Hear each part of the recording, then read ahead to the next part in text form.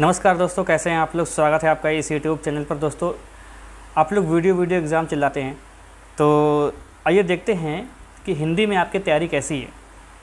इस सेट में 50 क्वेश्चन है और आपको 40 नंबर लाने हैं इसमें, ठीक है। नेगेटिव मार्किंग के साथ, मतलब काट पीट के आपके 40 नंबर आने चाहिए, तब तो सही है।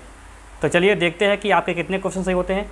लास्ट में आप लोग ये ज़रूर बताइएगा ईमानदारी के साथ कि आपके कितने क्वेश्चन सही, मतलब कितने नंबर आपके आए। सही की बात नहीं, क्योंकि नेगेटिव मार्किंग भी यहाँ पे करनी है 1/4। तो क्वेश्चन यहाँ पर देखिए क्या लिखा हुआ है। घोड़ा का पर्यायवाची नहीं है इसमें से, तो बाजी, तुरंग, हरि, करिवर। तो यहाँ पर देखिए बजी इसका होता है, तुरंग होता है, हरि होता है, पर करिवर इसका नहीं होता। देखिए मैं फटाफट आंसर बताते चल रहा हूँ। आप लोग चाहे तो वीडियो को रोक करके अपने आंसर सोचें, जब मैं बताऊँ तो आप आंसर मिलाएँ, ठीक है।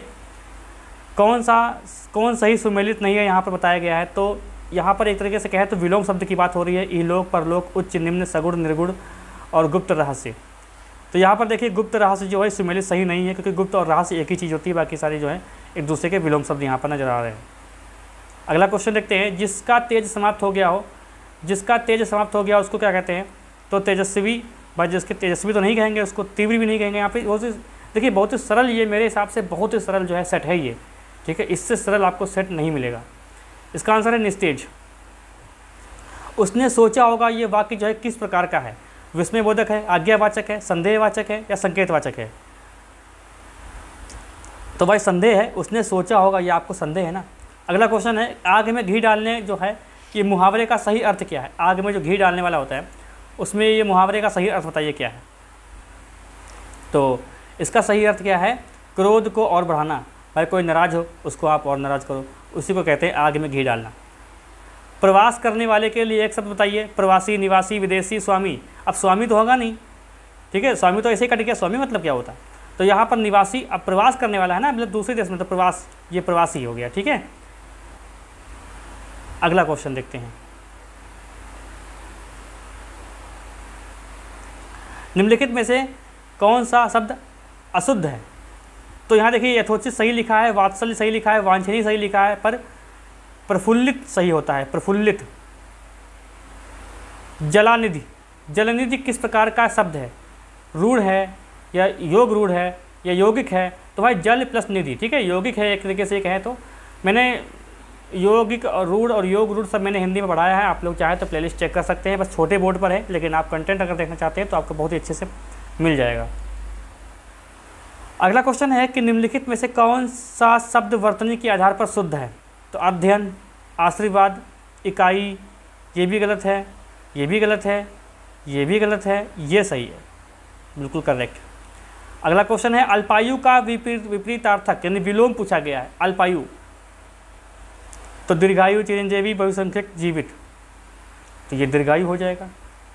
प्राण का विपरीतार्थक शब्द क्या है, यानी प्राण का विलोम क्या है। आत्मा तो होगा नहीं, अल्पप्राण, महाप्राणी तो होगा नहीं, निष्प्रमाण, निष्प्राण ये जो है सही आंसर है।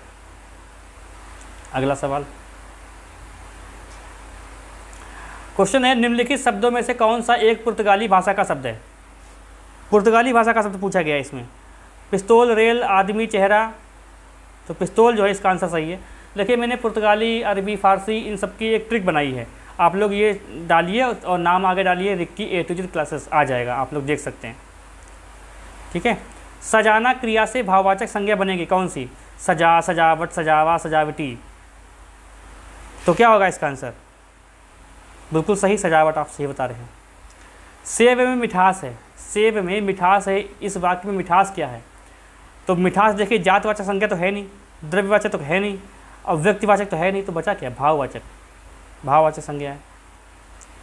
दो या दो से अधिक वस्तुओं या भावों के गुण वाले, गुण, भाव आदि के मिलान या तुलना करने वाले विशेषण को क्या कहते हैं। अब यहाँ पर तुलना वाली बात आ गई है ना, तुलना वाली, तो बस बहुत ही सरल प्रैक्टिस सेट है ये, तुलनात्मक इसका आंसर हो जाएगा।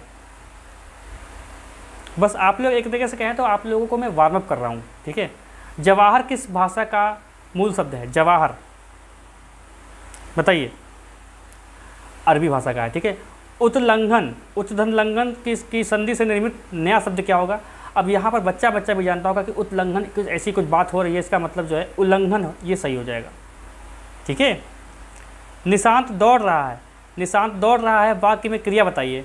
कितना सरल है। अब दौड़ रहा है, कोई कर्म तो है नहीं, तो ये क्या हो जाएगा, अकर्मक हो जाएगा, अकर्मक। ये सब मैंने पढ़ाया हुआ है आपको। हिमालय से गंगा निकलती है, इस वाक्य में प्रयुक्त कारक विभक्ति बताइए। हिमालय से गंगा निकलती है, क्या होगा इसका आंसर, अपादान। ठीक है। निम्नलिखित में से कौन सा सागर का पर्याय है, जनार्दन, अपगा, अर्णव, मुकुंद। सागर का पर्याय कौन सा है बताइए, बिल्कुल सही, अर्णव। किन वर्णों को अर्धस्वर कहा जाता है। देखिए मैंने स्वर जो है मैं आपको 3 बार मैंने पढ़ाया यूट्यूब पर स्पेशल क्लासेस के तौर पर, तो आप लोग सर्च करें, नाम डालें Ricky A to Z classes, आ जाएगा। तो अर्धस्वर क्या है, या और वा जो है ये अर्धस्वर है। ठीक है। अगला, निम्नलिखित में से किस शब्द में पन प्रत्यय नहीं। अब बताइए, पन, बचपन, अपनापन, लड़कपन। अब यहाँ पर जलमे में पन कहाँ लगा हुआ है, तो बस यही इसका आंसर हो जाएगा, सोचने वाली कोई बात ही नहीं। अनुपयोगी शब्द का विलोम बताना है, अनुपयोगी, अनुपयोगी शब्द का विलोम बताइए, उपयोगी हो जाएगा। महात्मा शब्द में प्रयुक्त समास बताइए। महात्मा शब्द में प्रयुक्त समास है कर्मधारय। देखिए जिस शब्द में आपको कौन का प्रश्न लगा, जैसे महान है कौन, आत्मा, तो उस तरीके से क्या हो जाएगा, कर्मधारय हो जाएगा। गंगा जल किस शब्द का उदाहरण है, सॉरी समास का उदाहरण है। गंगा जल किस समास का, तो यानी गंगा का जल, तो का की तत्पुरुष आ जाएगा ना, ये वाला। कलेजा ठंडा होना मुहावरे का सही अर्थ बताइए क्या है। कलेजा ठंडा होना मुहावरे का सही अर्थ बताइए क्या है, तो इसका आंसर क्या हो जाएगा, संतोष होना। कलेजा ठंडा होना मतलब संतोष होना।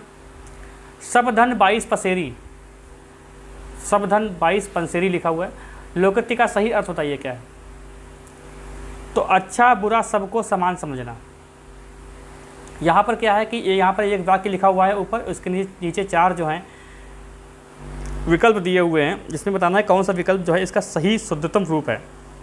रेखा सुंदर गुणों से युक्त है, तो रेखा सुंदरतम गुणों से युक्त है नहीं, रेखा अच्छे गुणों से युक्त है, अच्छे गुण होते हैं। ठीक है।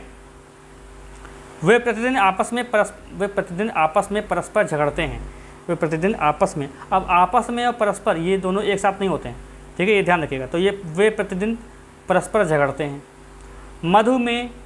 मधु ने मिठासता से भरी गीत गाया, मधु ने मिठासता से भरी गीत गाया, इसका सही रूप क्या हो जाएगा, ए ऑप्शन सही है, मधु ने मिठास भरा गीत गाया। 31वां क्वेश्चन देखो, अनामिका किसका काव्य संग्रह है। अनामिका, निराला, पंत, महादेवी वर्मा, प्रसाद। तो अनामिका जो है ये निराला जी का जो है काव्य संग्रह है। चित्रलेखा किसकी रचना है, चित्रलेखा किसकी रचना है, चित्रलेखा किसकी रचना है, तो भगवती चरण वर्मा की चित्रलेखा जो है ये रचना है। 11 वर्ष का समय शीर्षक कहानी की रचना किसने की, 11 वर्ष का समय। देखिए यहाँ पर जो ये जो लेखक और ये पुस्तकें वगैरह है ना, कहानियाँ वगैरह, ये सब मैंने पढ़ाया है आपको हिंदी में, बस आप देखते रहिए, प्लेलिस्ट चेक करिए, सब कुछ मिल जाएगा आपको। रामचंद्र शुक्ल इसका सही आंसर है। सो की विकल्प सब रोवहि रानी, रूपशील बज तेज बखानी, करही विलाप अनेक प्रकारा, परही भूमि वितल, 12 अब यहाँ पर रोने की बात है, शोक हो रहा है, तो इसका मतलब क्या हो जाएगा, साफ साफ इसका मतलब हो जाएगा यहाँ पर करुण रस है। जो तुम्हारी अनुशासन पावो, कंदुक इव ब्रह्मांड उठावो। अब ये जो इस लाइन है ना, इसमें कौन सा रस है, इसमें जो रस है दोस्तों वीर रस है इसमें। खद्दर कुर्ता भभक्तो नेता जैसी चाल, यूं ही बालक मुँह मन बसों सदा बिहारी लाल। तो इसको आप देख लीजिए, इसका जो आंसर हो जाएगा ये हो जाएगा हास्य रस, ये वाला सही आंसर है। इनमें से सही वर्तनी शब्द, इसमें से जो है सही वर्तनी वाला शब्द कौन सा है, जर्जरित, जर्जरित ये सही है। संघ की भाषा हिंदी और लिपि जो है देवनागरी होगी, या संविधान के किस धारा में कहा गया है, 343 में। मैंने आपको पॉलिटी पढ़ाया था, तो वहाँ पे सब बातें मैंने आपको बताई हैं, धाराएं वगैरह सब पढ़ाई हुई है। ठीक है।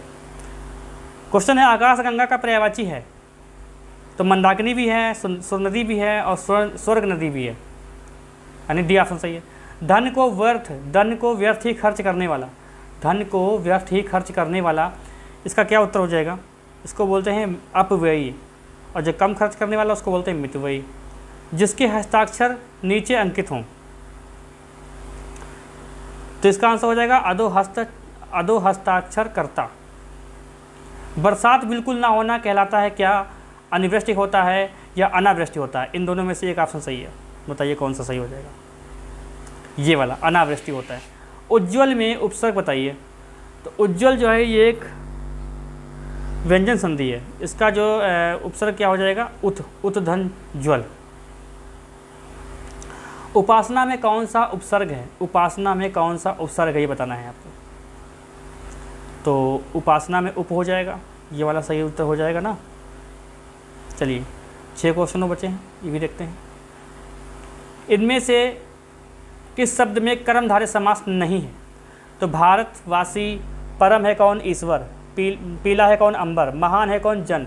भारत के वासी, इसका मतलब ये नहीं है। जहाँ पर कौन वाला आ जाएगा ना वहाँ पर कर्मधारय आ जाता है। मनोहर में कौन सी संधि है, तो ये विसर्ग संधि का उदाहरण है, मना धन हर, तो ये सी ऑप्शन सही हो जाएगा। संतोष का सही संधि विच्छेद क्या होगा, संतोष का सही संधि विच्छेद क्या होगा, ये हो जाएगा समधनतोष। प्रत्येक किस समास का उदाहरण है, प्रत्येक अव्ययी भाव का उदाहरण है। त्रिभुज में कौन सा समास है, त्रिभुज में कौन सा समास है बताइए।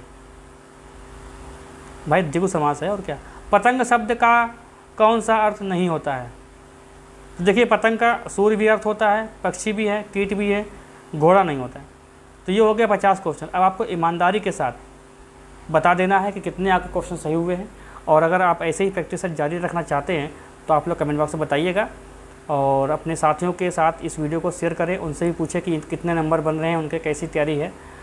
चैनल पर जो लोग नए हैं वो कृपया सब्सक्राइब कर ले, बेल आइकन दबा दें, जिससे वीडियो का नोटिफिकेशन आपको मिलता रहे। वीडियो को लाइक कर दें। मिलते हैं हम लोग अगली क्लास में। कोई डाउट अगर किसी क्वेश्चन लोग लेके है तो आप लोग कमेंट में पूछ लीजिएगा, ठीक है।